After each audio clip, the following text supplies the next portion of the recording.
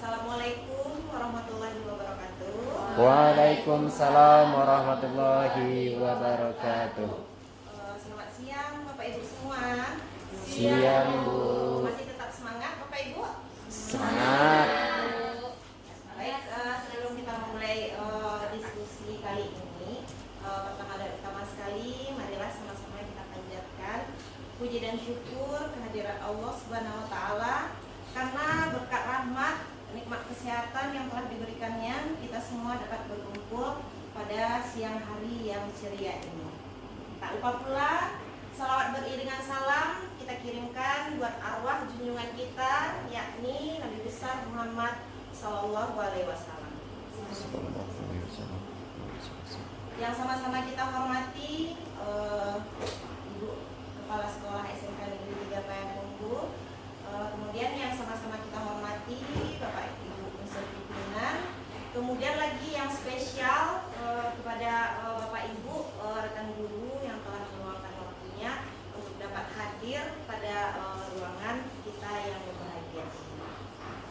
Baiklah Bapak Ibu semua, pada kesempatan kali ini mungkin di sini saya akan sedikit berbagi pemahaman dan penerapan pengalaman tentang budaya positif. Jadi gimana di sekolah kita atau mungkin di sekolah-sekolah yang lain, mungkin semua warga sekolah pasti akan menerapkan budaya positif tersebut. Dimana budaya positif itu bukan saja untuk kita sebagai guru, tetapi juga nanti bisa diterapkan kepada murid dan seluruh warga sekolah atau seluruh para kepentingan sekolah. Baik itu di dalam kepentingan sekolah itu bukan saja hanya guru, murid, tetapi juga nanti yang di bagian tata usaha atau di bagian lainnya yang mencangkup warga sekolah ikut andil untuk menerapkan budaya positif. Nah, sebelum kita mulai, mungkin saya akan memperkenalkan diri terlebih dahulu. Nama saya Aini Anggreni. Kebetulan di sini saya mengajar mata pelajaran kejuruan, yaitu tata kecantikan kulit dan rambut. Di mana di sini saya adalah CGP angkatan 9 dari SMK 3 Payakumbuh. Lanjut Pak. Nah, di dalam budaya positif yang akan saya presentasikan kepada Bapak Ibu, di mana di sini konsep inti dari budaya positif itu yang pertama itu ada perubahan paradigma belajar kita. Jadi perubahan paradigma belajar kita itu kita melakukan perubahan. Mungkin sebelumnya kita masih memakai kurikulum K13, mungkin sekarang kita sudah menerapkan di kurikulum Merdeka. Kemudian di sini inti dari konsep budaya positif itu adalah disiplin positif. Di mana nanti disiplin positif itu bukan hanya disiplin untuk murid saja, tetapi kita harus bisa menerapkannya nanti kepada siswa atau murid kita di lingkungan sekolah atau di bagian kelompok kecilnya itu adalah di kelas masing-masing. Kemudian di sini ada lagi nilai-nilai kebajikan. Di dalam nilai-nilai kebajikan ini mungkin nanti akan mencerminkan perilaku guru, perilaku murid, gitu kan. Kemudian lagi ada kebutuhan dasar manusia. Jadi di sini ada dasar-dasar kebutuhan yang harus kita ketahui dari setiap manusia. Kemudian lagi di sini motivasi perilaku manusia. Jadi di sini pasti setiap tingkah laku murid pasti ada yang mendorong atau yang memotivasinya. Kemudian lagi di sini kita sebagai guru pasti ada peran kita di sana dan kita pasti akan mempunyai posisi kontrol guru masing-masingnya. Jadi Bapak Ibu semua, posisi kontrol Bapak Ibu semua pasti akan berbeda-beda cara penempatannya nanti. Kemudian lagi keyakinan kelas. Kemudian nanti di dalam konsep budaya positif saya juga akan menjelaskan nanti tentang segitiga restitusi. Lanjut Pak. Nah, sekarang kita akan masuk kepada poin yang pertama, yaitu pembelajaran dengan paradigma baru. Di mana di sini pembelajaran dengan paradigma baru ini merupakan pembelajaran yang dirancang berdasarkan prinsip berdiferensiasi. Apakah Bapak Ibu semua sudah mengenal dengan cara atau metode pembelajaran dengan berdiferensiasi? Pasti untuk di kurikulum Merdeka pasti Bapak Ibu semua sudah mengenali ya Bu ya, sejauh ini apa itu yang pembelajaran berdiferensiasi. Jadi di sini peserta didik kita itu kita ajarkan sesuai dengan kebutuhannya. Jadi berdasarkan tahap perkembangan sesuai dengan teori psikologi modern untuk mewujudkan peserta didik itu berprofil pelajar Pancasila. Nah, Bapak Ibu, di sini adalah miskonsepsi kita tentang teori kontrol. Jadi, di mana kita sebagai seorang guru nanti memiliki teori kontrol atau mengontrol diri untuk menghadapi masing-masing siswa kita. Di mana menurut kodrat alam, karakter siswa kita itu pasti unik dan berbeda-beda karakternya. Jadi, di mana di sini di dalam teori kontrol ini kita mengontrol. Kita sebagai guru bisa mengontrol murid untuk ilustrasi yang pertamanya. Kemudian untuk ilustrasi yang kedua, bahwa semua penguatan positif, efektif, dan bermanfaat. Seperti contohnya seperti ini. Misalkan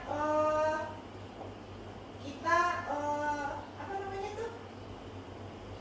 terdapat siswa itu tidak membuat PR atau mengerjakan tugasnya, yang mana tugas itu atau PR adalah tugas yang kita kerjakan di rumah, bukan di sekolah. Tetapi di sini kita sebagai seorang guru pasti akan berefleks marah kepada anak tersebut karena dia sudah mengerjakan PR-nya di sekolah. Jadi di sini ilustrasinya itu adalah penguatan kita yang positif, karena PR itu pekerjaan rumah sayang, pekerjaan rumah nak, bukan kita kerjakan di sekolah. Berarti itu contohnya ya Bapak Ibu. Kemudian lagi ilustrasi bahwa kritik dan pembuat rasa bersalah mampu menguatkan karakter anak tadi. Dimana di sini contohnya, misalkan anak sering datang terlambat. Seperti pengalaman saya sebagai guru piket, mungkin masalah anak ini mungkin sering terlambat gara-gara yang sering saya dengar, keterlambatan anak itu memicu kepada lambat bangun. Maaf Bu, saya lambat bangun Bu, semalam lama tidur Bu karena bikin tugas. Padahal entah iya si anak tadi yang bikin tugas entah enggak gitu ya Bapak Ibu. Ya, Bu. Jadi di sini dia sudah bersalah karena dia datang terlambat. Jadi di sini kita harus mampu menguatkan karakternya, karena kita nanti akan memberikan konsekuensi, berupa konsekuensi kalau misalkan dia untuk besok kembali datang terlambat. Jadi kita belum memberikan hukuman ya Bapak Ibu, tetapi kita masih memberikan konsekuensi. Kalau misalkan si anak tadi mengulang kesalahannya lagi seperti sekarang, kita akan memberikan sanksi atau hukuman. Nah, jadi di sini dia akan merasa takut untuk penguatan karakternya. Untuk besoknya mungkin dia akan lebih cepat tidur, lebih cepat bangun, dan lebih cepat datang ke sekolah. Nah, jadi disitulah nanti kita mengilustrasikan bahwa kritik yang kita berikan kepada dia karena rasa bersalahnya mampu menguatkan karakter anak kita tersebut. Kemudian lagi yang terakhir, ilustrasi bahwa orang dewasa berhak memaksa. Apakah Bapak Ibu di dalam memberikan tugas kepada siswa atau kepada muridnya penuh dengan paksaan? Apakah kita wajib untuk memaksa anak? Silakan dikerjakan ini. Kalau tidak dikerjakan, silakan keluar atau tidak boleh masuk untuk pertemuan berikutnya lagi dengan ibu. Ada Bapak Ibu memberikan ilustrasi seperti itu kepada anak? Sesekali pasti ya Bu ya, apabila anak tersebut sudah melampaui batasnya. Jadi disitulah nanti ilustrasi bahwa orang dewasa berhak untuk memaksa. Jadi sebagian anak nanti ada karakternya. Dengan kita memaksa tersebut, dia akan merasa ketakutan dan membuat tugasnya. Ada pula nanti anak yang dengan karakter berbeda akan melawan kita sebagai guru. Kenapa harus dikumpulkan besok, Bu? Kenapa tidak dikumpulkan minggu depan? Pertemuan kita kan 1 kali seminggu, jadi kita ketemunya lagi di minggu depan. Kenapa harus dikumpulkan besok? Jadi setiap anak itu dia berkarakter berbeda-beda setiap masing-masingnya. Udah, lanjut Pak. Kemudian lagi di sini Bapak Ibu, kita akan masuk kepada disiplin positif. Di mana di sini disiplin positif itu berasal dari kata disiplina, yang artinya adalah belajar. Kalau menurut pemahaman Bapak Ibu, kata-kata disiplin itu bisa kita artikan seperti apa, Bu? Kalau menurut saya, kata-kata disiplin itu berarti kita belajar. Masih dalam tahap belajar juga baru untuk mendisiplinkan diri. Kalau menurut Bapak Ibu, kata-kata disiplin itu ada nggak artinya yang lain? Menurut pemahaman Bapak Ibu, kata-kata disiplin. Nah, Pak, Bu Ulfa? Oh iya, peraturan. Berarti kalau kita berpikir disiplin, kata-kata disiplin itu lebih berat kepada peraturan. Jadi nanti kata-kata disiplin itu nanti dia akan bermuara ke peraturan, kemudian lagi dia akan bermuara kepada hukuman atau penghargaan. Jadi di mana di sini disiplin itu mengacu pada disiplin diri yang memiliki tanggung jawab terhadap apa yang dilakukan berdasarkan nilai-nilai yang diyakini. Kemudian lagi di sini kita sebagai pendidik bertujuan untuk menciptakan peserta didik yang memiliki disiplin diri sehingga mereka berperilaku mengacu kepada nilai-nilai kebajikan universal dan memiliki motivasi intrinsik dalam perubahan perilaku ke arah yang lebih baik lagi. Di mana di sini yang intrinsik itu adalah perubahan dari dalam diri kita atau di dalam diri anak, baik itu kita sebagai seorang guru maupun nanti perubahan dari dalam diri anak tersebut. Mau enggak anak tersebut untuk merubah sikapnya, tetapi tidak merubah karakter, karena karakter anak itu sudah tercipta dari kodratnya masing-masing, di mana anak itu sudah tercipta melalui kodrat alam. Berarti keturunannya udah memiliki karakter yang seperti itu. Tinggal nanti gimana nanti anak-anak tadi bisa merubah perilakunya untuk kedepannya.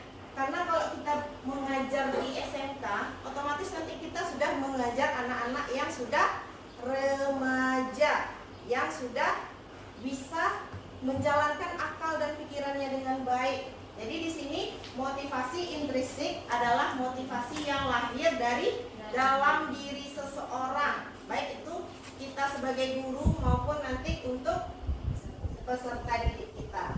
Kemudian di sini disiplin positif merupakan salah satu cara penerapan disiplin yang bertujuan untuk menumbuhkan kesadaran serta memberdayakan peserta didik tanpa imbalan penghargaan atau reward atau ancaman serta hukuman.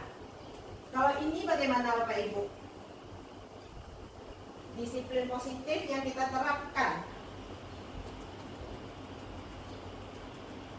yang kita berdayakan kepada anak, baik itu berupa penghargaan, reward, ancaman atau hukuman. Dari mana datangnya? Kalau yang tadi yang datang dari dalam diri tadi dinamakan dengan intrinsik. Kalau yang datang dari luar, ekstrinsik. Ya, baik. Terima kasih Bapak Ibu. Jadi di sini kalau yang motivasi intrinsik itu X ya Bu ya, yang datang dari luar atau membawa pengaruh dari luar. Misalkan saja seperti ini. di SMK ini mayoritas siswa kita kan banyak yang berasal dari luar daerah. Jadi otomatis si anak tadi akan kos di lingkungan sekitar sekolah. Jadi pengaruh keluarga dan pengaruh negatif dari lingkungan sekitar itulah nanti yang akan bisa merubah karakter anak tadi menjadi negatif. Yang mana pada awalnya sebelum dia masih tinggal dengan orang tua, rajin sholat, mengaji, menabung. Nah, taunya setelah dia kos di sini, karena pengaruh lingkungan tadi, dia akan jadi sering datang terlambat, bolos, tidak mengerjakan tugas. Itu dipengaruhi oleh lingkungan sekitarnya tadi, yaitu adalah motivasi dari ekstrinsik tadi. Nah, jadi itulah contohnya dari disiplin positif. Di sini mungkin kita harus lebih melihat masing-masing karakter murid kita. Karena di dalam satu kelas, misalkan dalam satu kelas itu ada 30 siswa atau murid. Di dalam 30 itu pasti dia akan memiliki keunikan dan karakter yang berbeda-beda pula nanti. Bisa dibilang nanti lain apa istilahnya Pak Ibu? Lain lubuk, lain Ikan. ikannya. Jadi setiap kita itu pasti akan berbeda-beda. Itulah peran kita nanti yang akan kita jalankan di dalam kita harus menjadi pemimpin pembelajaran. Baik itu di dalam komunitas yang besar maupun nanti di dalam komunitas yang kecil. Contohnya saja seperti ini, di dalam komunitas kecil itu berupa ke kelas. Misalkan nanti di dalam komunitas besar mungkin kita bisa jadi menjadi pembina ekskul untuk pramuka, pembina ekskul untuk ini, untuk kegiatan ekstrakurikuler lainnya. Berarti forum kita udah bertambah besar. Dari jurusan ini, dari kelas ini digabung jadi satu. Tetapi kalau kita masih di dalam kelompok kecil, itu masih berupa satu kelas kecil saja yang akan kita terapkan disiplin positif. Lanjut Pak. Nah, kemudian lagi di sini yang perlu kita pahami juga adalah nilai-nilai kebajikan. Di mana di sini nilai-nilai kebajikan itu kita sepakati bersama, atau masing-masing kita akan saling menanya satu sama lain. Antar guru, dari guru akan bertanya ke siswa, kamu tinggal di mana nak? Suku kamu apa? Kalau bangsa nggak mungkin ya Bapak Ibu, karena kita semua adalah satu Bangsa yaitu Indonesia. Kemudian agamanya apa? Kemudian bahasa yang sering kita pakai untuk keseharian apa? Pasti setiap murid itu dia nanti akan berbeda-beda. Kemudian lagi latar belakangnya, bisa jadi nanti latar belakang ekonomi pasti akan berbeda-beda juga. Nah, jadi di sini adalah contoh nilai kebajikan institusi atau organisasi. Yang pertama itu adalah kita mengacu kepada profil pelajar Pancasila. Di dalam profil pelajar Pancasila itu yang pertama itu kita ada seorang murid yang beriman dan bertakwa kepada Tuhan Yang Maha Esa, kemudian berakhlak mulia, kemudian berbinekaan global, kemudian gotong royong, mandiri, kreatif, dan bernalar kritis. Kemudian lagi untuk yang Ibu primary years, yaitu toleransi. Jadi toleransi antar sesama itu perlu nggak Bapak Ibu? Perlu kan? Jadi kemudian lagi rasa hormat. Rasa hormat itu kan bukan berarti kita memberi hormat ya Bapak Ibu. Rasa hormat kita, misalkan ada kata mendaki, malereng, mandata, manurut. Jadi rasa hormat itu sesuai pada penempatannya.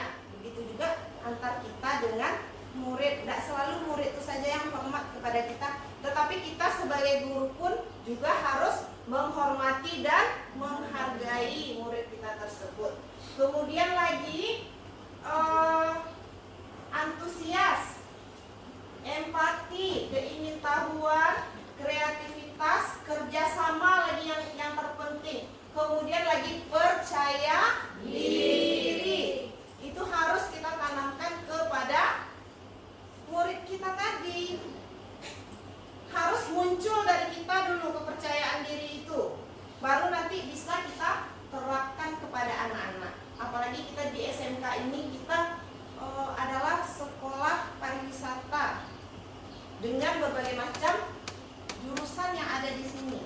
Jadi setiap jurusan yang kita punya pasti akan menuntut kreativitas dan keahlian seseorang, supaya nanti setelah tamat dari SMK ini si anak tadi akan berani untuk mengeksplorasikan ilmunya ke dunia industri. Jadi harus dari sekarang kita tumbuhkan rasa percaya diri kepada anak. Kalau misalkan si anak tadi tidak percaya diri, bagaimana nanti dia akan menangani klien? Seperti contohnya saja di jurusan kecantikan mungkin seorang anak itu akan menangani klien dengan kasus yang kulit wajah yang berjerawat. Dia sendiri saja tidak pede dengan dirinya untuk menangani si klien tadi.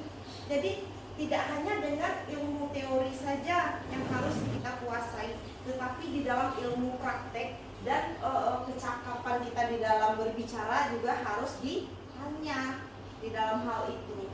Nah, jadi percaya diri itu adalah mencangkup untuk semuanya dalam segala hal. Dalam hal apapun yang akan kita lakukan dan kita kerjakan, tetap kita tanamkan rasa percaya diri, baik untuk diri kita sebagai seorang guru maupun nanti kita terapkan ke murid-murid kita. Kemudian lagi di sini adalah keterampilan hidup. Di dalam keterampilan hidup ini atau life skill dapat dipercaya, kemudian lurus hati. Lurus hati itu sama dengan apa ya Bapak Ibu? Bu Ami, kata-kata lurus hati, Bu Ami. Lurus hati. Jujur tak? Lebih mengarah ke jujur tak Bapak Ibu? Ya, lebih mengarah ke jujur. Kemudian pendengar yang aktif. Kita sebagai guru harus menjadi pendengar yang aktif. Baik itu nanti permasalahan yang positif maupun yang negatif. Kemudian lagi di sini kita memberikan yang terbaik dari diri kita untuk kita terapkan kepada murid-murid kita. Aduh, Bapak Ibu sepertinya udah pada ngantuk ya? Iya. Ya, karena maaf sekali mungkin kegiatan diskusi kita agak siangan, agak telat sedikit. Bagaimana kalau kita melakukan ice breaking dulu, Bapak Ibu? Boleh? Boleh ya, supaya nanti Bapak Ibu tidak mengantuk di siang hari yang panas ini. Dan silakan Bapak Ibu berdiri terlebih dahulu. Mohon berdiri.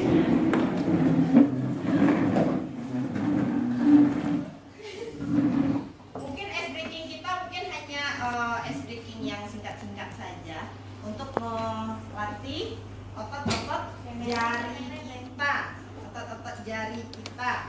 Nah, di sini ice breaking kita itu adalah sebuah tepuk tangan saja mungkin ya Bapak Ibu, supaya Bapak Ibu tidak mengantuk ya. Nah, silakan Ibu perhatikan saya terlebih dahulu.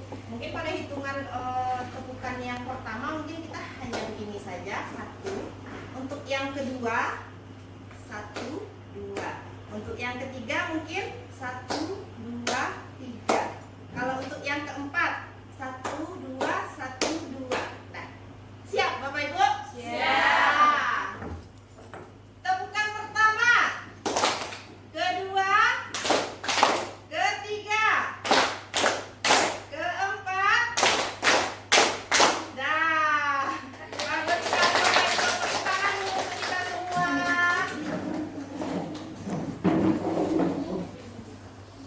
Boleh dilanjut Pak? Mari ya.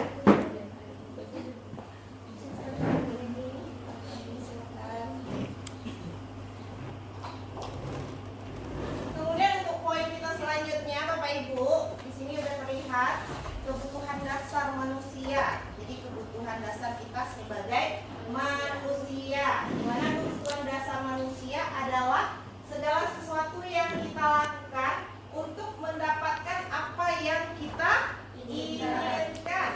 Jadi di sini seluruh tindakan yang kita lakukan memiliki tujuan tertentu. Kalau misalkan tidak ada tujuan, untuk apa kita harus melakukan itu? Tuh. Seperti kita makan. Tujuannya untuk apa Bapak Ibu? Hah? Yang pertama sekali untuk mengenyangkan perut. Kemudian kalau perut kita sudah kenyang, bagaimana perasaan kita? Senang. Senang, bahagia, bersemangat. Tetapi kalau terlalu kenyang kita akan jadi lebih mengganggu. Udah jadinya kan? Nah, jadi di sini seluruh tindakan yang kita lakukan memiliki tujuan tertentu dan semua usaha terbaik yang kita lakukan adalah dalam rangka agar kebutuhan dasar kita terpenuhi dengan baik. Jadi di sini Bapak Ibu, mungkin kita akan lebih mengemukakan dulu kebutuhan daripada keinginan.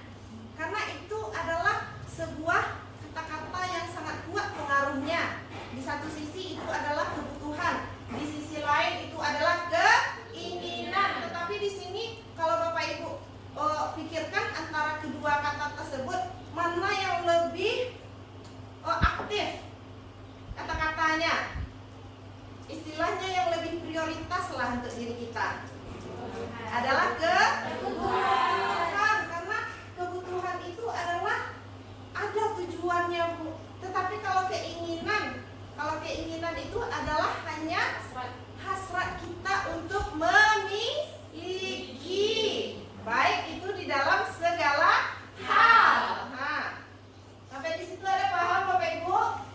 Atau ada yang mau ditanyakan tentang materi-materi yang sudah saya sampaikan tadi?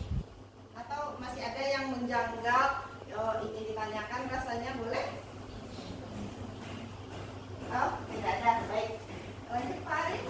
Nah, di sini ada tahapan atau 5 kebutuhan dasar manusia atau kebutuhan dasar kita sebagai manusia. Yang pertama itu adalah kebutuhan kita untuk bertahan hidup. Di mana di sini makanan, pakaian, tempat tinggal, keamanan dan kesehatan menjadi prioritas kita untuk bertahan hidup. Kalau tidak ada makanan, bisa kita bertahan hidup Bapak Ibu? Tidak. Kalau tidak ada tempat tinggal, nggak mungkin kita tinggal di emperan, kolong jembatan. Nah, nggak mungkin rasanya kan? Kalau misalkan keamanan, seperti kayak Palestina sekarang, kan keamanannya kan terancam kan? Bagaimana kita untuk bisa bertahan hidup? Belum jadi orang perang lagi kita sudah stres. Stres dulu, nggak usah mati. Nggak usah kita mati dulu ya Bapak Ibu. Stres kita kan, sedangkan kita hanya melihat berita-berita saja, kita sudah stres duluan kan. Nah, melihat berita-berita yang sedang booming sekarang, negara Palestina yaitu Gaza ya Bapak Ibu. Kemudian lagi kesehatan, dimana di sini nikmat kesehatan itulah yang paling penting di dalam hidup kita. Tidak ada lagi nikmat yang lebih indah dari nikmat sehat. Walaupun di sini Bapak Ibu banyak uang ya, banyak uang, tetapi penyakit kita juga banyak. Jadi uang yang banyak tadi itu adalah akan habis sia-sia gitu saja untuk pengobatan kita. Tetapi kalau kita memiliki badan yang sehat, segar, walaupun kita tidak punya uang, tetapi kita bisa mencari uang. Nah, sampai di situ paham ya Bapak Ibu? Untuk yang kebutuhan dasar manusia tentang bertahan hidup. Kemudian di sini ada lagi kasih sayang dan rasa diterima. Jadi di sini rasa diterima, diperdulikan, berbagi, kerjasama menjadi bagian di dalam suatu kelompok. Di sini bisa juga nanti kita contohkan rasa diterima dan dipedulikan itu adalah nanti di dalam suatu forum atau kelas di mana nanti ada salah satu dari murid kita itu yang merasa asing atau diasingkan oleh teman-temannya. Bagaimana perasaan kita kalau misalkan diri kita yang diasingkan seperti itu? Sedih kan? Nah, dengan perasaan kita sedih, orang tidak mau berteman dengan kita, orang tidak memperdulikan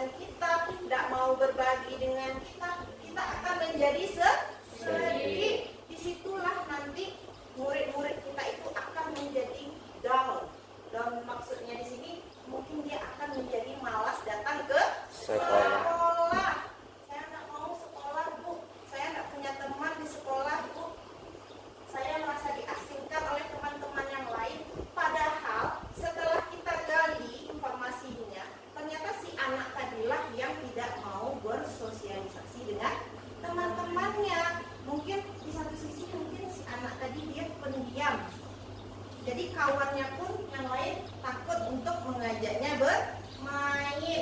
Jadi disinilah nanti kita akan menumbuhkan kasih sayang dan rasa diterima itu nanti kepada murid kita, supaya nanti di dalam satu kelas itu tidak ada yang merasa diasingkan atau terasingkan.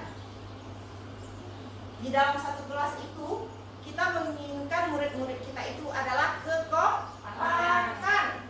Walaupun kita satu kelompok, misalkan satu kelompok 12 digantikan satu, dia satu kelompok tetapi dia kompak. Arti itu ya Bapak Ibu yang kita inginkan dan kita harapkan. Kemudian lagi bisa dibantu. Untuk poin yang ketiga, kebutuhan dasar kita itu adalah penguasaan. Di dalam penguasaan ini ada harga diri, keinginan untuk dianggap, memimpin, berprestasi, diakui dan didengar. Contohnya saja seperti murid-murid. Ada enggak kita temui murid-murid itu yang suka sekali berakting atau mencari-cari perhatian? Bisa jadi nanti dia mencari perhatian kepada guru-gurunya, bisa jadi nanti dia mencari perhatian kepada kawan-kawannya itu, karena dia dianggap di dalam kelas itu dialah seorang pemimpin kelasnya itu. Pemimpin kelas itu bukan berarti ketua kelas, tetapi murid yang bisa menguasai kelas tersebut. Kalau untuk memimpin kelas, mungkin nanti pada keyakinan kelas mungkin nanti kita sudah membentuk ketua kelas, wakil ketua kelasnya, ada bendaharanya, sekretaris, ya Bapak Ibu. Tetapi kalau di sini mungkin yang dianggap memimpin ini adalah anak-anak yang sangat kreativitas sekali, yang memiliki percaya diri yang kuat.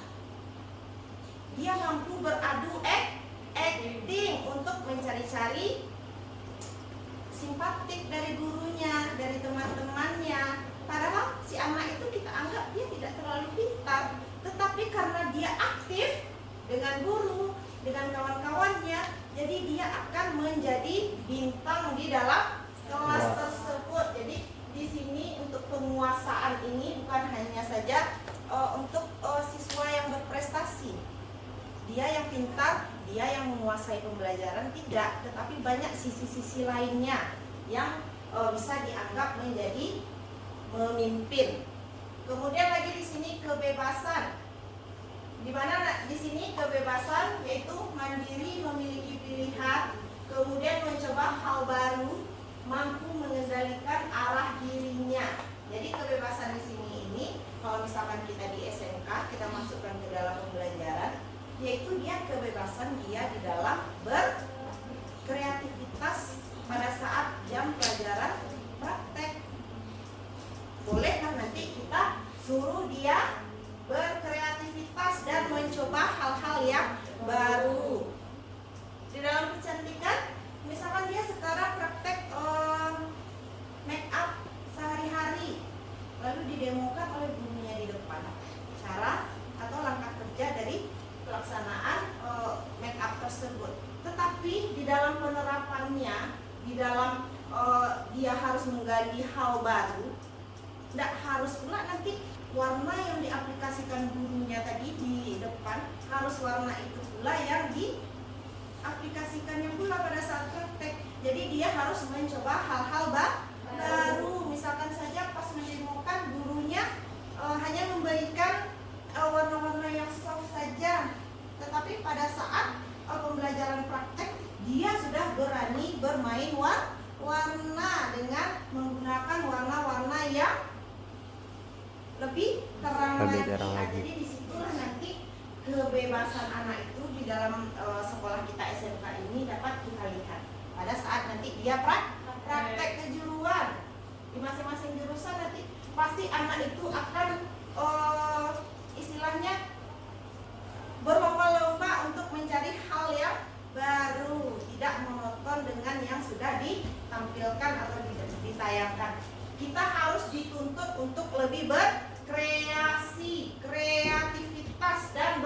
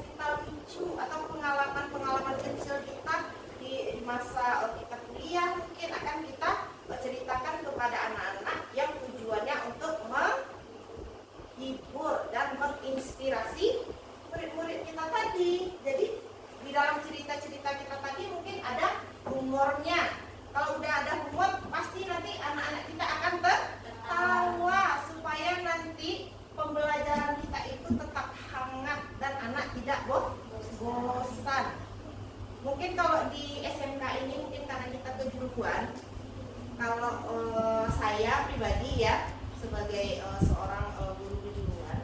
Mungkin di sini saya lebih menekankan anak itu untuk ke praktek, karena lulusan SMK ini dia sudah harus berani dan percaya diri untuk terjun ke industri. Beda dengan SMA, SMP, apalagi SD dan TK. Kalau kita di SMK ini mungkin kita akan lebih ditekankan ke praktek. Teori itu hanya jadi pengantar praktek saja, karena anak di sini dia sudah memilih jurusannya masing-masing. Jadi kalau pada saat dia belajar teori itu cukup lama, pasti dia akan merasa bosan. Bu, sudah bu, praktek kita lagi bu. Udah jam berapa sekarang bu? Jadi kalau untuk di SMK ini mata pelajaran teori itu hanya untuk pembuka, untuk praktek. Selesai kita teori 1 jam atau 2 jam pembelajaran, langsung anak kita praktekkan. Karena di sini tujuan kita setelah anak lulus dari SMK, dia harus berani, harus percaya diri untuk terjun ke industri. Jadi dia udah langsung terjun ke lapangan, ke dunia usaha. Jadi dari sekarang inilah kita tanamkan jiwa-jiwa percaya diri. Walaupun kita mantap di teori, tetapi kita tidak percaya diri di saat praktek. Mampu nggak kita untuk terjun ke industri? Tidak akan mampu anak. Tetapi anak itu secara teori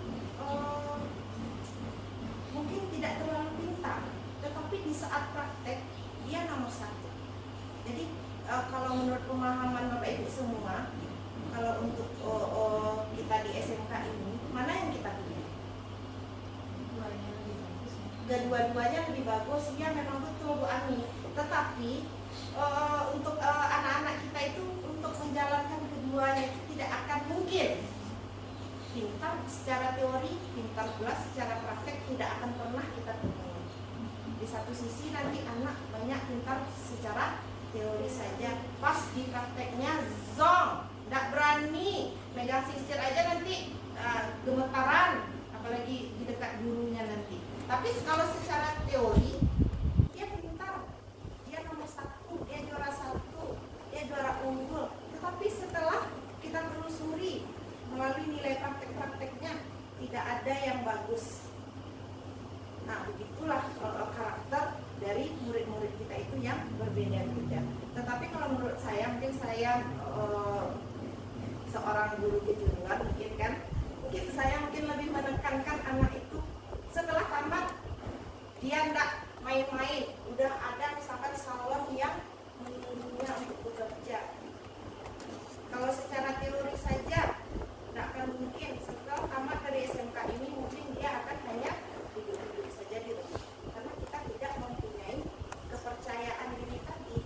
Padahal secara teori kita sudah mantap, percaya diri kita saja yang belum lagi, berarti kita tidak akan bisa untuk langsung diterjunkan ke industri.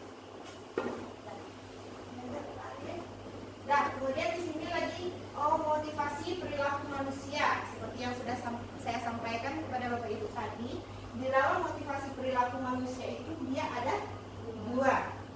Yang pertama itu ada motivasi ekstrinsik, kemudian ada lagi motivasi intrinsik. Nah, jadi kalau yang X itu apa tadi Bapak Ibu? Yang datang dari luar atau pengaruhnya itu datang dari luar.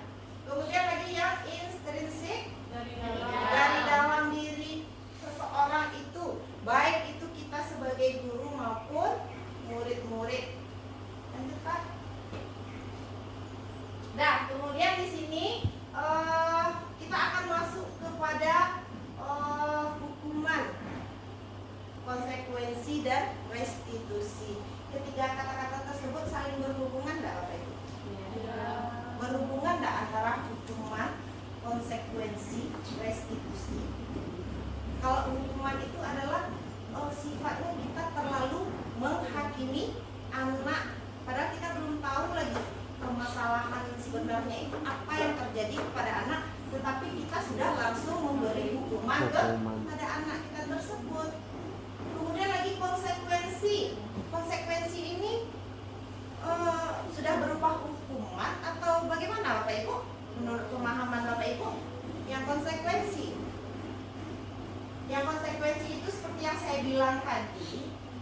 mungkin anak itu sudah melakukan pelanggaran yang nyaris akan mendapatkan hukuman. Tetapi kita sebagai seorang guru, setelah kita mendengarkan penjelasannya, oh anak ini terlambat, mungkin semalam dia kurang tidur karena terlalu punya tugas yang dibuatnya.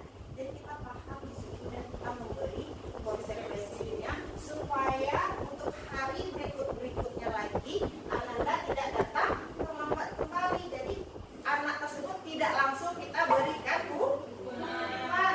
Kemudian kalau restitusi ini mungkin di dalam kita menganalisisnya, mungkin kita akan melakukan validasi dulu, validasi tindakan anak itu yang salahnya itu di mana, harus kita gali dulu sampai nanti kita menemukan keyakinan anak itu. Bagaimana keyakinan anak itu supaya dia tidak mengulangi kesalahannya yang sama lagi. Nah, itu dia ya, restitusi. Lanjut Pak. Nah, di sini yang akan kita bahas yaitu Bapak Ibu 5 posisi kontrol kita sebagai seorang guru.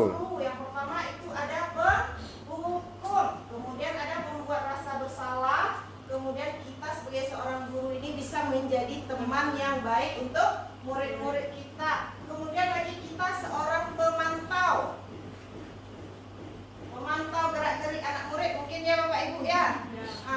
Siapa anak muridnya yang bandel, mungkin itu saja yang kita ingat teruskan. Pasti di dalam satu kelas itu anak yang pintar akan selalu kita ingat. Anak yang pemalas, suka bolos akan selalu kita ingat. Tetapi kalau anak-anak yang menengah saja atau biasa-biasa saja, pasti kita akan sering lupa. Mungkin kita bahkan lupa namanya. Kemudian lagi di sini posisi kontrol kita yang paling penting itu adalah kita sebagai manajer, di mana kita sebagai seorang guru itu kita menjadi pemimpin di dalam pembelajaran. Dan di sini contoh penerapan 5 posisi kontrol guru, di mana kasusnya di sini Bapak Ibu, siswa tidak memakai atribut lengkap pada saat upacara bendera. Jadi kalau kita guru itu menerapkan posisi kontrolnya sebagai penghukum, mungkin guru tadi akan memberikan hukuman kepada anak berupa hormat pada bendera selama satu jam. Padahal siswa tidak memakai atribut, tetapi karena kita posisi kontrol kita itu adalah penghukum, maka anak tersebut akan kita hukum. Nanti pada saat upacara nanti anak itu akan dikumpulkan, anak-anak mana saja yang tidak memakai atribut kita pisahkan barisnya di sebelah sini. Setelah upacara nanti kita akan memberikan mereka hukuman. Pernah Bapak Ibu seperti itu? Pernah Bu. Pernah. Sama saya juga pernah. Nah, kemudian lagi untuk yang kedua, membuat merasa bersalah. Merasa bersalah di sini mungkin beberapa kali ibu bapak harus memberitahu kamu selalu saja mengecewakan ibu atau bapak. Di sini contohnya itu seperti ini Bapak Ibu. Misalkan seorang anak itu langsung kita vonis dia, memang dia salah gitu, mungkin dengan tindakan kamu seperti ini nak, kamu sudah mengecewakan ibu dan ibu kamu di rumah. Kenapa nak sikap kamu seperti itu? Kamu tidak kasihan ya dengan ibu kamu di rumah? Dia sudah capek-capek mencari uang untuk membiayai sekolah kamu, untuk melengkapi alat praktek kamu, dan nyatanya kamu sekarang sekolah bermalas-malasan. Apakah mau kamu nanti akan telepon orang tuanya yang di Pekanbaru? Ibu kasih tahu orang tuanya bagaimana perilaku kamu selama kamu kos di sini. Berarti si anak tadi dia akan merasa bersalah telah mengecewakan orang tuanya.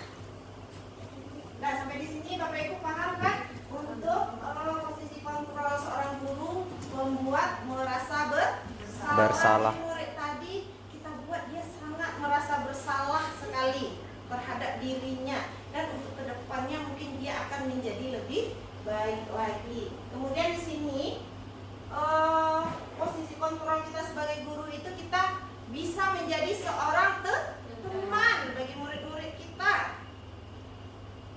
Kita bisa menjadi peran yang seakan-akan kita bisa menenangkannya, menghiburnya, membuat dia tertawa.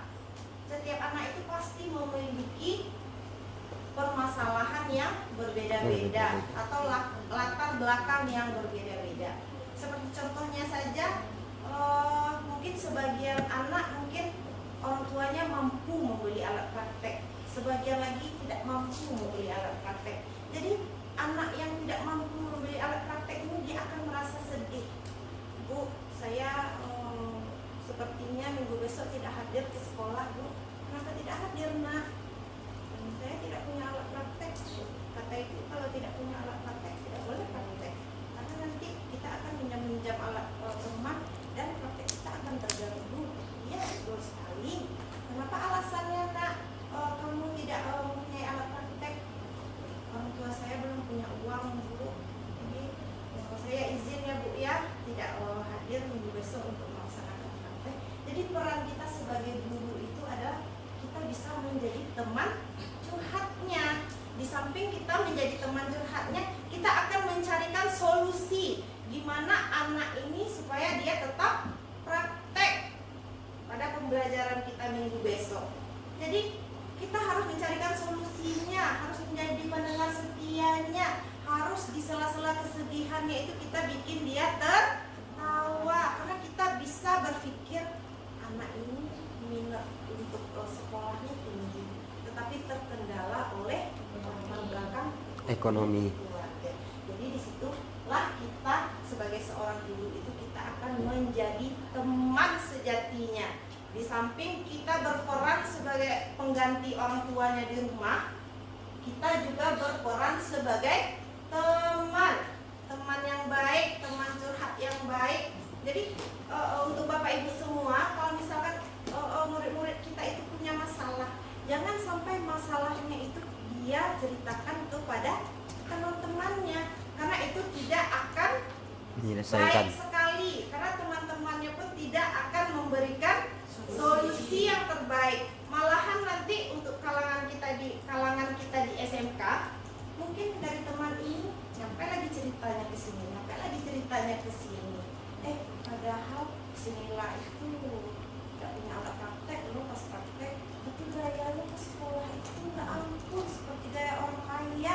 Ada nggak pendapat? Padahal kita bestie ini berdua, tetapi salah nggak kalau misalkan kita menceritakan masalah pribadi kita itu kepada seorang teman?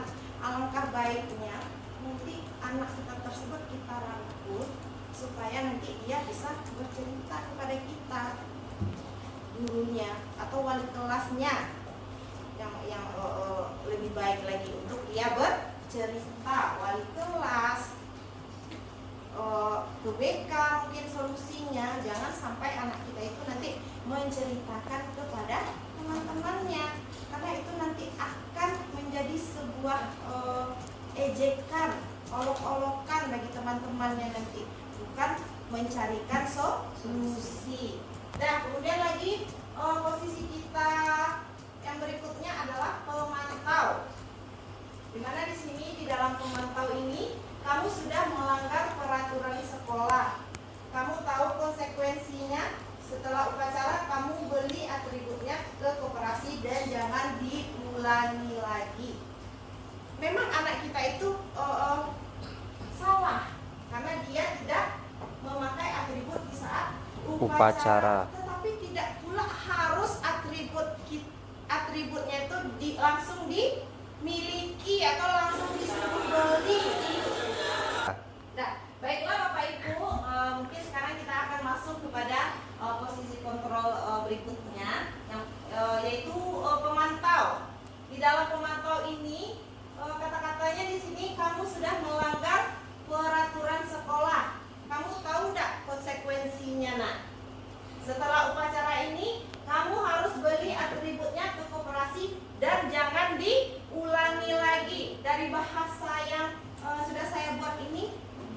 kita sebagai guru itu gimana rasanya Bu kita mendengarkannya? Gurunya itu agak sedikit jutek. Memang murid kita itu salah, tetapi tidak harus dijutek-jutekin dia. Semakin kita jutekin dia, semakin menjadi-jadi perilakunya. Apalagi untuk di SMK, beda dengan TK SD. Kalau TK dan SD agak berubah aja lah nada suara kita. Anak-anak tadi sudah manyun, bahkan nyaris menangis. Kalau anak-anak kita di SMK nggak ada, malahan kita yang diajaknya ribut. Nggak ada saya uang Bu, masa iya langsung dibeli Bu? Uang jajan saya saja tidak ada. Minggu besok aja lah Bu. Nggak ada, saya nggak mau beli dasi itu sekarang. Pasti siswa kita atau murid kita akan membangkang. Dan lanjut Pak Arif. Nah, di sini contoh penerapan 5 posisi kontrol tadi. Lanjut Pak, udah saya jelaskan ya Bapak Ibu. Kemudian di sini posisi kontrol apakah kita? Nah, pertanyaannya di sini, saya kecewa sekali dengan kamu. Berarti posisi kontrol kita di sini yang mana Bapak Ibu? Saya kecewa sekali dengan kamu adalah memberi merasa bersalah. Lanjut Pak.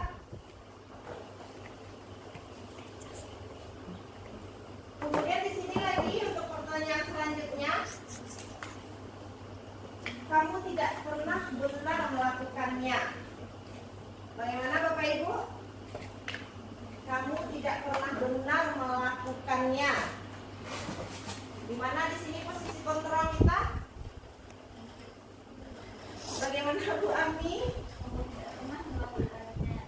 Ya, kamu tidak pernah benar melakukannya. Ya. Posisi kontrolnya di sini pemantau ya. Kamu tidak pernah benar melakukannya. Iya. Ya, adalah kita memantau selalu gerak-gerik murid. Lanjut Pak Arif. Halaman baterai Pak Arif. Apa rencana kamu untuk menyelesaikan masalah ini? Bahwa kita adalah posisi kontrol kita adalah seorang manajer, pemimpin pembelajaran. Lanjut Pak. Ayolah, lakukan demi Bapak atau Ibu ya. Sebagai teman. Kemudian lagi, kamu tidak pernah mendapatkan nilai jika tidak mengerjakan tugas. Pembukum. Dimana di sini kita sebagai posisi kontrol kita sebagai pembukum ini adalah sebagian kita guru mungkin akan memberikan kata-kata seperti itu kepada anak-anak. Kalau kamu tidak mengerjakan tugas pada saat jam pembelajaran Ibu, kamu tidak akan Ibu beri nilai. Jangan harap nanti kamu bisa naik kelas. Pasti kita akan berbicara seperti itu kepada anak-anak. Jadi kita terlalu memvonis anak-anak tersebut tanpa kita mengetahui dulu atau menyelusuri apa penyebab sebenarnya. Lanjut Pak. Kemudian lagi kita masuk kepada keyakinan kelas. Nah, di sini Bapak Ibu pasti sudah tahu apa itu yang keyakinan kelas. Di mana keyakinan kelas itu sama enggak dengan peraturan kelas? Berbeda Bapak Ibu. Jadi perbedaannya itu di sini di mana? Antara keyakinan kelas dengan peraturan kelas. Di mana Bapak Ibu? Kalau yang keyakinan kelas itu bagaimana? Kalau yang peraturan kelas itu bagaimana? Iya, baik, silakan Ibu Ani. Kalau keyakinan kelas itu mungkin lebih kita membuat kesepakatan dengan siswa, guru, dengan murid, serta dengan peserta kita dalam kelas. Apa saja yang bisa kita yakini di dalam kelas kita agar terciptanya kelas yang menyenangkan, belajar yang menyenangkan. Mungkin itu keyakinan kelas itu lebih dari tiga, ya satu atau dua atau tiga. Sementara untuk peraturan kelas, peraturan kelas ini mungkin hanya satu arah. Di sini hanya diberikan oleh guru saja, dan sekali kita atau murid harus taat kepada aturan yang kita buat. Nah, jadi di sini lebih ke satu arah saja seperti yang saya sampaikan tadi, karena kita tidak berusaha untuk berkolaborasi dengan peserta didik kita. Jadi itu saja yang bisa saya sampaikan hari ini. Baik, Bu Ami, terima kasih sekali untuk jawaban Bu Ami.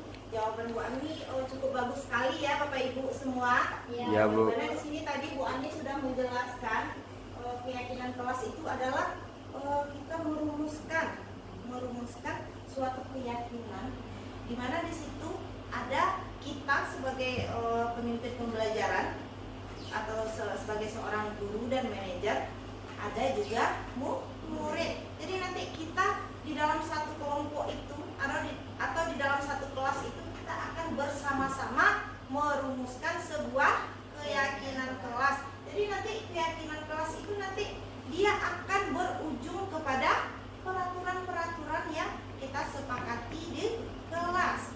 Misalkan nanti di kelas itu nanti kita akan menyepakati setelah praktek atau di dalam saat kita melangsungkan praktek, sampahnya tolong dimasukkan langsung ke tong sampah. Dimana pada saat praktek kecantikan, sebelum kita mulai praktek, anak-anak terlebih dahulu akan menyusun area kerjanya masing-masing. Jadi nanti di dalam dia mempersiapkan area kerjanya itu nanti harus kita beritahukan kepada anak-anak itu langsung diletakkan tong sampah. Jadi bagaimana ya Bapak Ibu ya, di dalam keyakinan kelas itu kedisiplinan, disiplin diri, baik itu di dalam kebersihan kelas. Di dalam kebersihan kelas itu mungkin ada nanti siapa yang piket hari ini, siapa yang piket besok, dan seterusnya. Pasti harus kita rumuskan dulu secara bersama-sama. Yaitu yang merumuskannya itu adalah kita dan murid. Tetapi kalau untuk yang peraturan kelas, peraturan itu adalah dia secara global. Bisa juga nanti masuk ke dalam peraturan sekolah. Jadi di dalam peraturan sekolah itu murid tidak diikut sertakan dalam merumuskannya. Hanya rekan guru, warga sekolah, dan pihak yang berkepentinganlah nanti yang akan menyusun peraturan. Tetapi kalau keyakinan kelas antara kita sebagai guru dengan murid-murid kita, apa yang akan menjadi keyakinan kelas kita? Mulai dari rasa disiplin diri, saling menghormati, bertanggung jawab.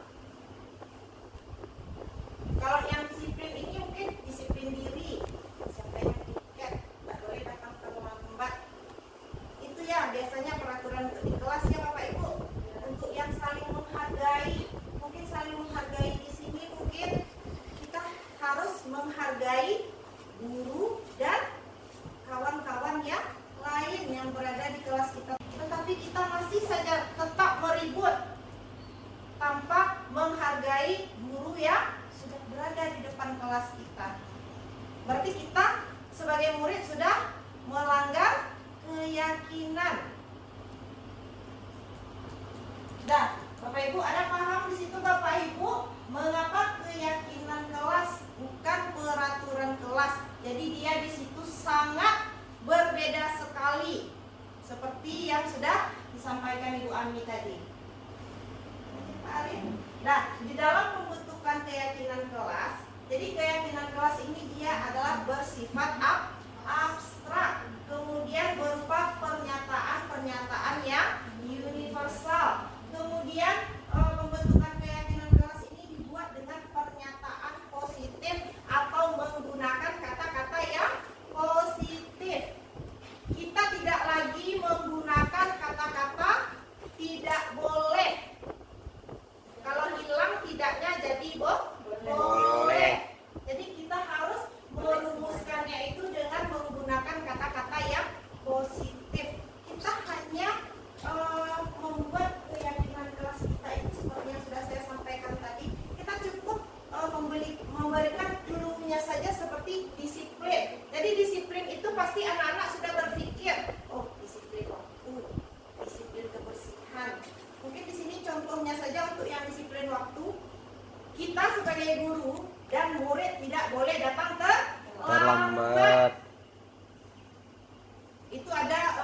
teman saya kemarin itu ya Bapak Ibu, kebetulan waktu itu saya memang memberikan hukuman kepada salah seorang murid pada jam praktek. Dia terlambat datang ke sekolah karena tidak memiliki klien untuk dia praktekkan. Jadi saya sangat marah sekali. Kenapa saya merasa marah sekali? Karena di jam praktek itu adalah jam di mana kita akan melaksanakan sebuah proyek. Proyeknya itu misalkan kita mata pelajarannya meluruskan rambut. Meluruskan rambut itu memerlukan waktu yang cukup lama kan? Temannya sudah setengah jalan dan dia baru datang ke sekolah. Bagaimana perasaan kita? Pasti kita sangat kesal sekali kan? Jam berapa kamu akan pulang nanti? Kalau misalkan kamu mengerjakannya udah jam 12 ini.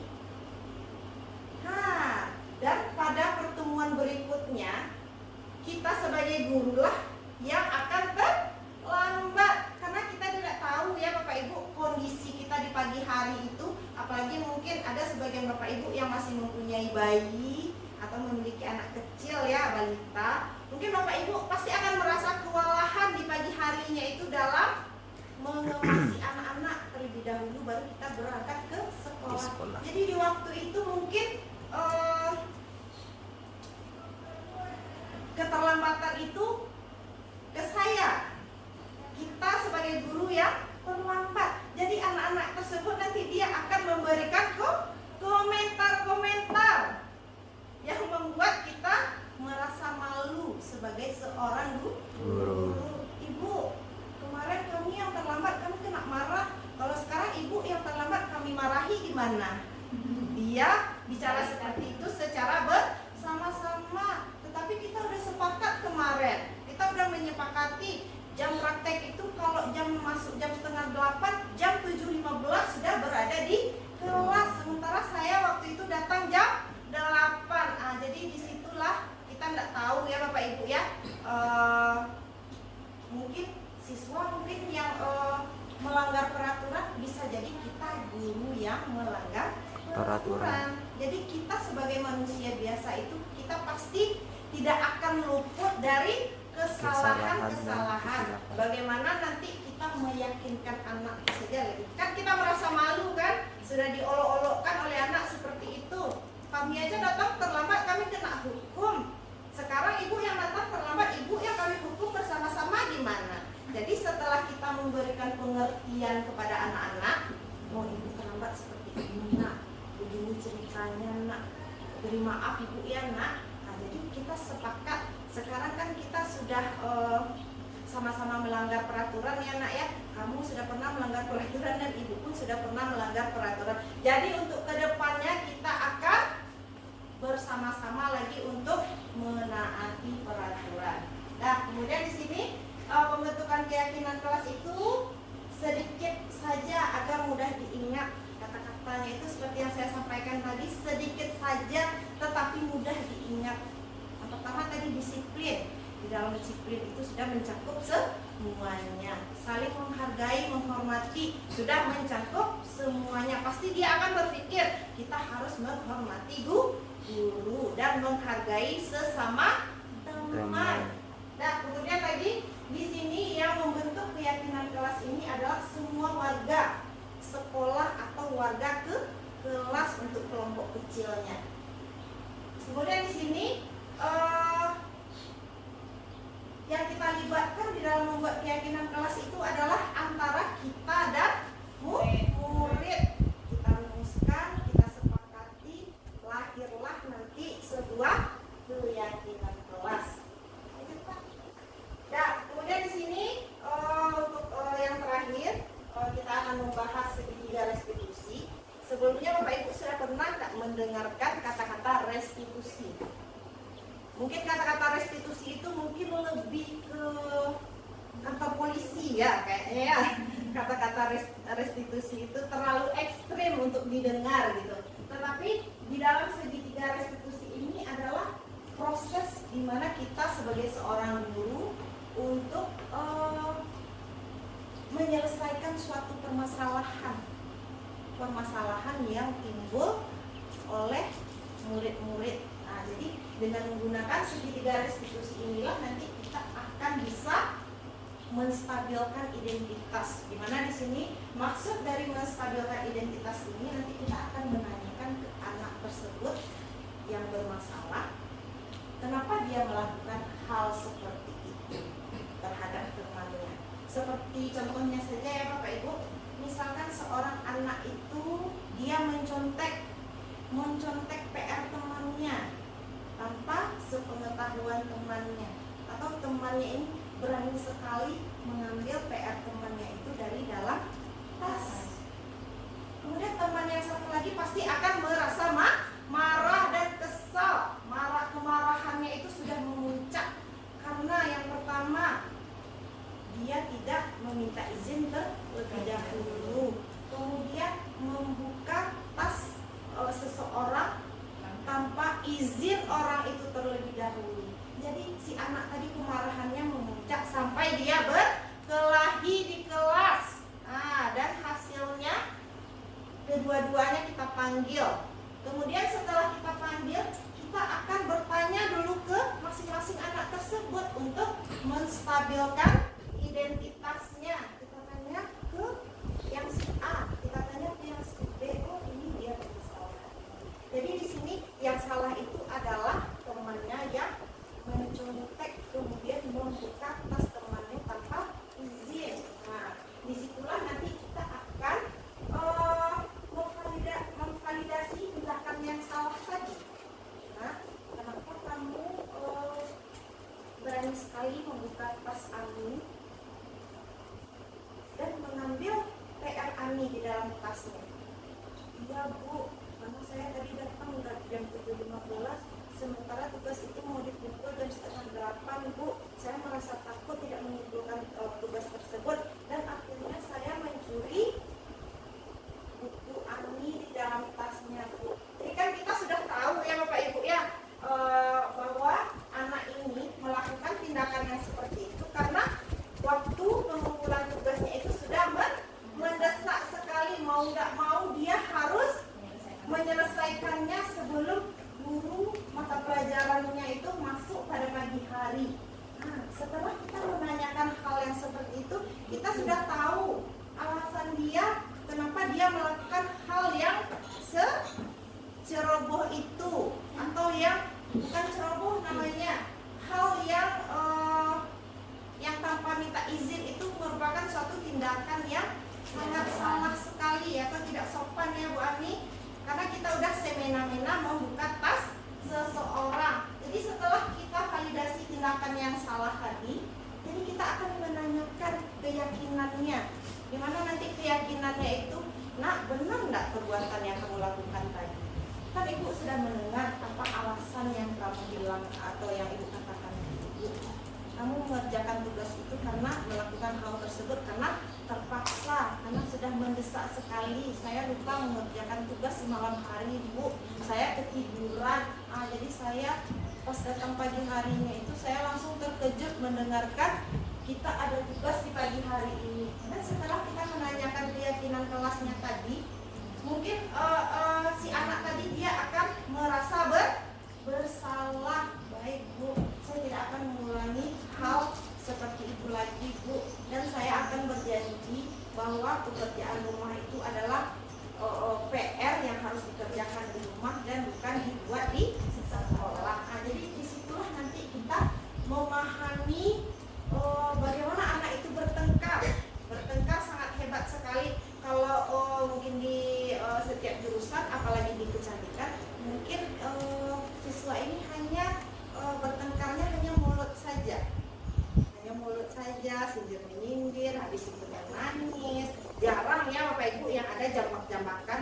Nggak tahu pula lah saya nanti di jurusan Ibu gimana ya. Nah, jadi seperti itulah contoh dari segitiga restitusi yang harus kita terapkan dalam penyelesaian masalah terhadap murid-murid kita. Karena masalah itu pasti akan ada, setiap harinya pasti akan ada. Jadi bagaimana kita seorang guru itu akan menanganinya dengan baik tanpa merugikan kita sebagai guru dan menjatuhkan murid kita yang bersalah tadi. Kalau kita udah bersifat menjatuhkan seperti itu, pasti untuk kedepannya murid kita itu akan merasa dendam dengan kita.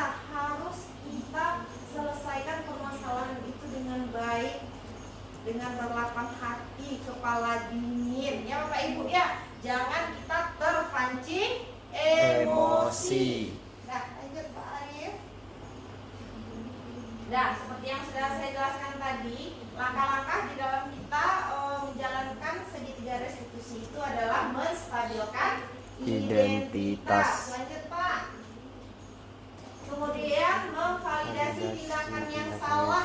Kita cari tahu dulu tindakan yang mananya yang salah, apa penyebabnya. Karena kalau sesuatu itu terjadi pasti ada sebab dan akibat. Kemudian lagi lanjut Pak, menanyakan keyakinan kepada murid kita tadi. Keyakinannya itu atau keyakinan kelas yang sudah dibuatnya itu atau sama-sama kita buat itu sudah melanggar enggak? Karena kalau kita sudah bertengkar di jam pelajaran, berarti kita sudah mengganggu teman-teman yang lain di dalam proses pembelajaran. Nah, seperti itu ya Bapak Ibu untuk yang menanyakan keyakinan. Lanjut Pak Arif. Nah, di sini saya sudah menerapkan contoh penerapan segitiga restitusi dalam menangani sebuah masalah. Nah, mungkin di sini ada berupa sebuah video di mana di sini saya sedang menangani masalah siswa. Nggak bisa diputar Pak? Sedikit aja. Jadi ini.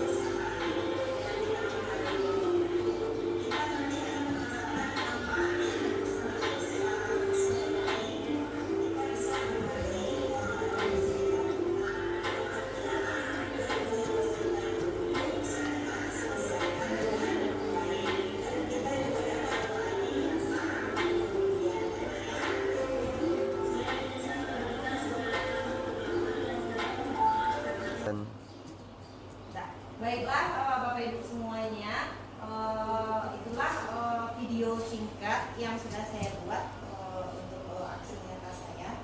Dimana di dalam aksi nyata itu saya sudah menerapkan segitiga restitusi di dalam menangani permasalahan yang ada pada siswa. Nah, mungkin kita sudah berada di penghujung diskusi dan presentasi kita hari ini. Dimana di sini untuk penutupnya secara singkat di dalam penerapan program disiplin positif, hendaknya guru memiliki standar kepribadian, kemudian profesional dan sosial yang baik, di mana guru itu mampu merefleksikan dirinya dalam posisi kontrol yang ada saat ini. Kemudian lagi bagaimana perjalanan dirinya sebagai Manajer itu tadi pemimpin pembelajaran ya Bapak Ibu. Yang mana di sini kita sebagai pemimpin pembelajaran harus menuntut, bukan menuntut. Kita harus menuntut murid agar murid tadi menjadi insan yang mandiri, kemudian merdeka dan bertanggung jawab. Sampai di sini ada paham Bapak Ibu semua tentang hasil presentasi saya tentang pemahaman kita terhadap budaya positif. Bagaimana Bapak Ibu? Apakah ada masukan, kritik dan saran dari Bapak Ibu semua untuk diskusi kita kali ini? Cukup. Ya, terima kasih Ibu. Dan kalau misalkan Bapak Ibu sudah tidak ada lagi yang mau ditanyakan atau memberikan kritik dan saran, mungkin itulah hasil diskusi kita kali ini tentang pemahaman kita mengenai budaya-budaya positif yang akan kita terapkan di sekolah. Mungkin di sini di dalam penyampaian materi mungkin saya meminta maaf apabila ada kesalahan, kejanggalan, dan saya ucapkan terima kasih banyak kepada Bapak Ibu guru semua yang telah berkenan dan meluangkan waktunya pada siang hari ini untuk dapat mengikuti diskusi saya ini. Dan akhir kata sama-sama kita mengucapkan hamdalah, alhamdulillahirabbil alamin, dan assalamualaikum warahmatullahi wabarakatuh. Dan terima kasih.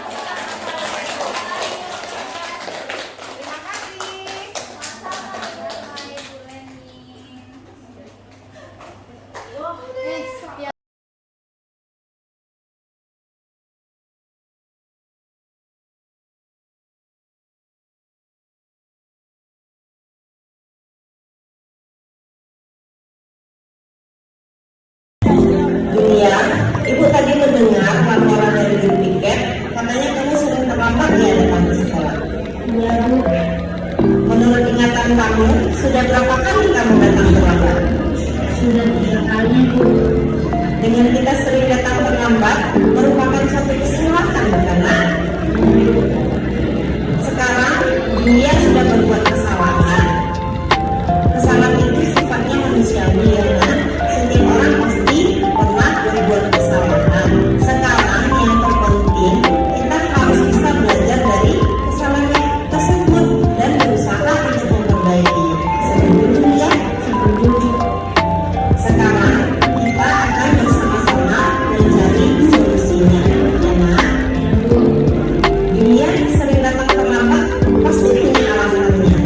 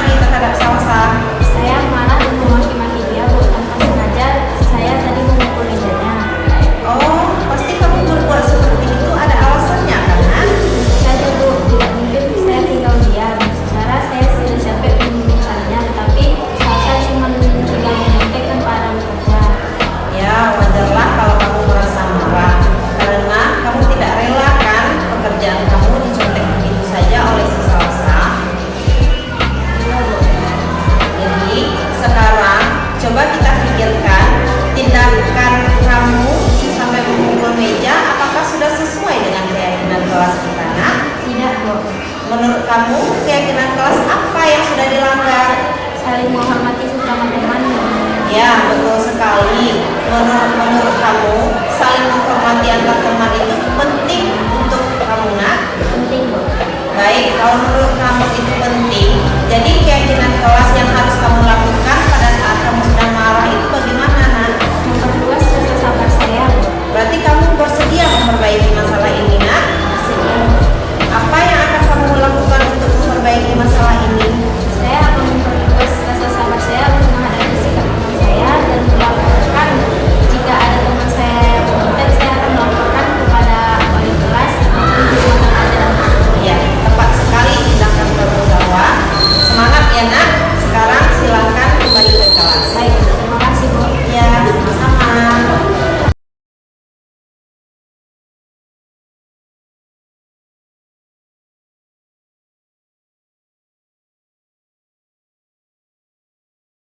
Assalamualaikum warahmatullahi wabarakatuh. Perkenalkan, saya Julia Rahman dari kelas 12 Kecantikan 1. Terima kasih Ibu Guru. Saya senang sekali diajak berdiskusi dengan Ibu Guru untuk menemukan solusi atas kesalahan yang telah saya buat. Saya tidak akan mengulangi kesalahan saya dengan begadang dan bermain HP sampai larut malam sehingga saya telat bangun dan terlambat datang ke sekolah. Assalamualaikum warahmatullahi wabarakatuh. Saya Zahwa Zalia dari kelas 12 Kecantikan 1. Saya sangat senang diajak diskusi oleh Ibu Guru guna untuk mengendalikan diri saya dari amarah karena perbuatan teman sekelas saya. Saya berharap lebih banyak bersabar dan menghormati teman saya.